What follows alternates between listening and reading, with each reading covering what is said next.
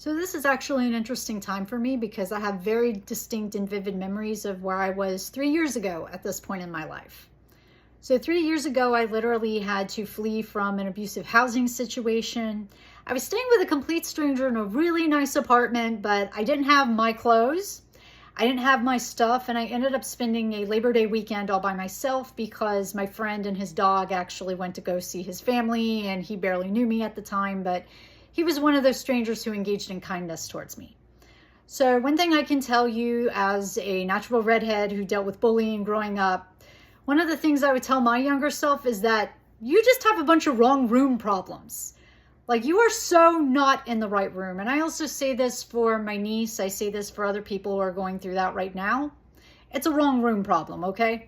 Basically, what that means is that you're in a space where people are not appreciating you. They may not be respectful towards you. They may say, oh, redheads are ugly. But believe you me, when you get older, you get into other rooms, that stuff can change dramatically.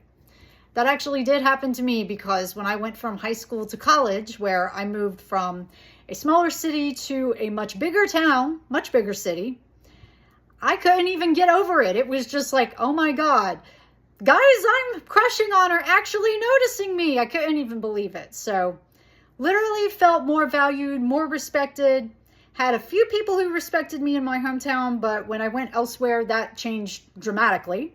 Certainly coming to New York, that changed dramatically because this is the place where you will definitely blend. Even if you're the weirdest person, there's always somebody weirder than you. So think of it this way, you might just have a wrong room issue. So I think I would totally tell myself, number one, things get better. When I was younger, especially 3 years back, I would have said, first off, things get better. And second, maybe you're just in the wrong room.